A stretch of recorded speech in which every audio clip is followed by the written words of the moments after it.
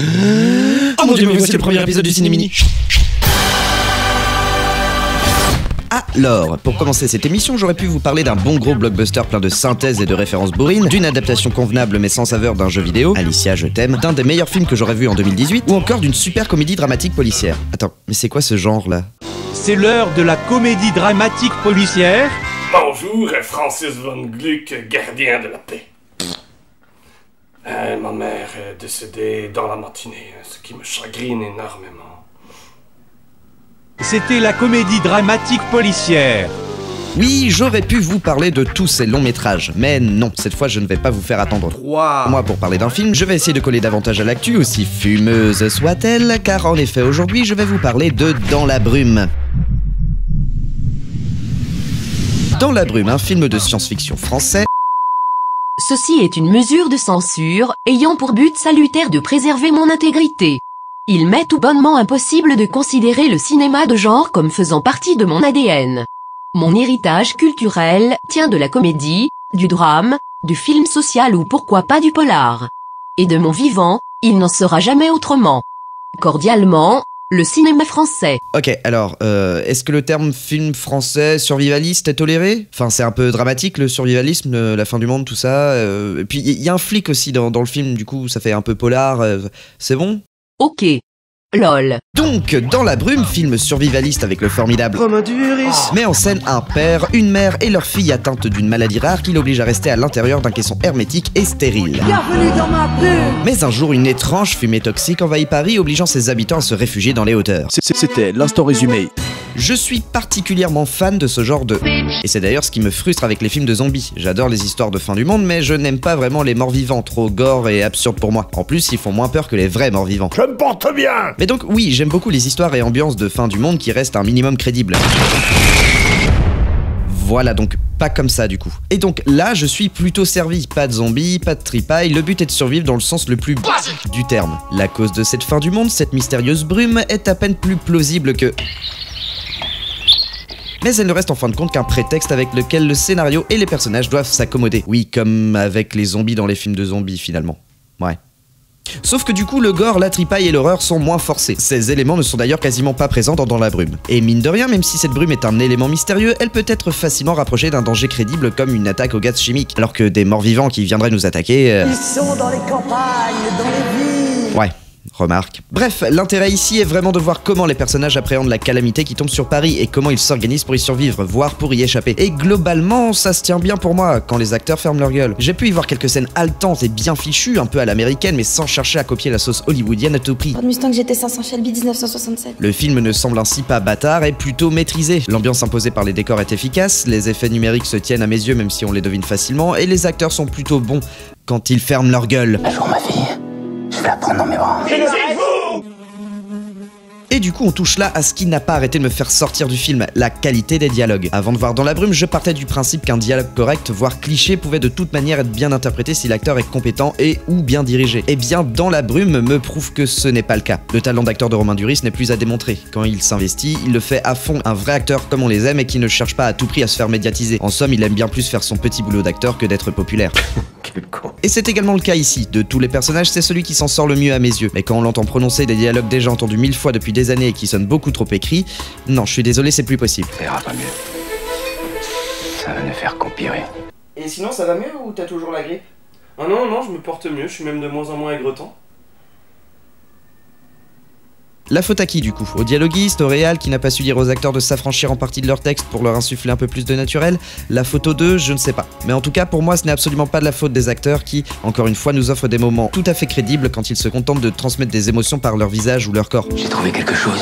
Un nouveau protocole, ultra prometteur. Bon, le seul truc c'est que il faut qu'on déménage. Pause. Attends, tu annonces à ta femme qu'elle et sa fille vont devoir tout quitter et changer de vie et tu le fais comme ça, sans hésitation, de manière hyper péremptoire? C'est vraiment super rapide et brutal comme façon de dire... Ah, mais c'est peut-être ça le souci. En fait, Dans la brume souffre d'un autre problème que j'ai surtout relevé au début et à la fin, son déroulement beaucoup trop rapide. On nous expose la situation initiale et les personnages en 5 minutes montre en main et la résolution du film à la toute fin prend encore 2 fois moins de temps. Du coup, Dans la brume doit aller à l'essentiel le plus rapidement possible, quitte à ce que tout perde en crédibilité. C'est pour ça que le jeu des actrices semble tout à fait réaliste, mais que les dialogues, eux, du fait de leur précision littéraire pour gagner du temps, sonnent creux, faux, trop écrits du coup. Et c'est dommage parce que rajouter un petit quart d'heure d'hésitation, d'émotion entre les répliques et de petites phrases anodines et inutiles en apparence mais qui renforcent le caractère des personnages, tout ça aurait pu, je pense, corriger en grande partie ce problème. Tu veux une bière? Tout à fait. Un tel breuvage me tient amplement par une chaleur si étouffante.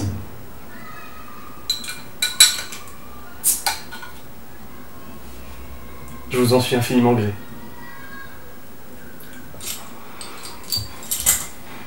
Cela dit, et pour finir sur quelque chose de plus positif, Dans la brume comporte un sous-texte écologiste qui me parle et qui est abordé de façon plutôt maligne. Comme je le disais tout à l'heure, on peut associer la brume à une attaque à l'arme chimique, mais on peut surtout rapprocher cette brume à de la pollution, surtout en plein Paris, ville de lumière et de strass, mais surtout de mauvais air et de crasse. Désolé, les rageux. Et comme de ce problème découle une réorganisation brutale de la société, les émeutes et autres petits soucis liés au flux de population sont également évoqués dans ce film. De loin certes, mais au détour d'une réplique de Romain Duris, on devine que les scénaristes se sont intéressés aux prévisions de nombreux scientifiques évoquant l'avenir de notre planète, et ce qui nous attend dans quelques années pas si lointaines. Donc on est dans cette phase-là aujourd'hui où au rythme actuel, il nous reste 20 ans d'émissions, si on veut, au taux actuel, si on veut ne pas dépasser les fameux 2 degrés. Les fameux 2 degrés, qui sont une référence d'un niveau de danger qui est effectivement accepté par tous aujourd'hui. C'est la merde.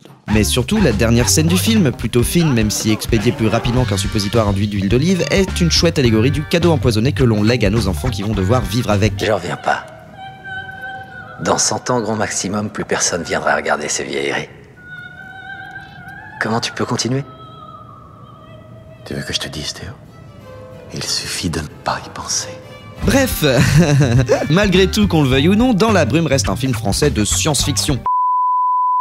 Ouais, alors en fait, comme c'est mon émission et que je peux encore dire ce que je veux, tu vas me laisser placer consécutivement les termes science-fiction et français. Merci. En tout cas, capitaliser sur un acteur français renommé pour faire un film de genre en France, ça donne de l'espoir, car Romain Duris peut ramener plus de public en salle, car Romain Duris peut être invité dans les médias pour parler de son film, car Romain Duris est... Romain Duris, trop de sensations, d'émotions. C'est donc peut-être une bonne nouvelle pour l'avenir du cinéma de genre en France. Peut-être que nous réussirons à avoir plus de films de SF, de fantasy ou d'horreur français avant que la fin du monde nous tombe dessus. Au rythme actuel, il nous reste 20 ans d'émissions. Ouais, bah c'est loin d'être gagné en fait. D'ailleurs, en parlant de cinéma de genre français, je vous invite très beaucoup à regarder ce court-métrage intitulé Le Sceau de la corruption de Tom Bielinski. Un gars bien qui a vraiment réalisé un travail de qualité avec notamment Damien Boisseau et Benoît Alman dans les rôles principaux. Si, vous les connaissez, ou en tout cas vous connaissez leur corde vocale puisqu'il s'agit tout simplement des voix françaises de... et Morgan Freeman. Bref, ce court-métrage de 25 minutes est le point de départ d'un univers transmédia composé de romans, de vidéos et de bandes dessinées qui est tranquillement en gestation. Ce genre d'initiative exotique et bien fichue est vraiment à soutenir dans notre beau pays rempli de fromage, de vin et de Danny Boone. Non, vraiment, faut qu'on arrête de résumer notre pays à ça. Hashtag franchouillard. Bref, checkez la description pour plus de détails. N'oubliez pas également de partager cette vidéo si elle vous a plu parce que c'est le seul moyen pour que l'émission gagne en réputation. Et pourquoi pas, soutenez-moi sur Tipeee si le cœur et le porte-monnaie vous en disent. Voilà, c'était ma petite review de Dans la brume. N'hésitez pas à me dire en commentaire ce que vous avez pensé du film si vous l'avez vu. Et je reviens donc très vite pour un nouveau Ciné Mini.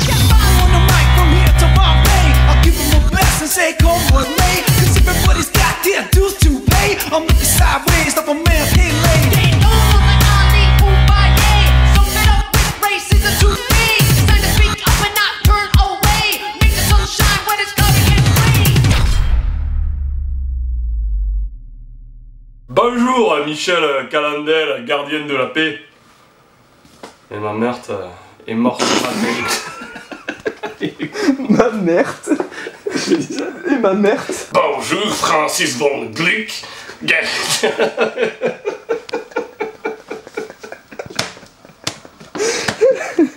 Prout.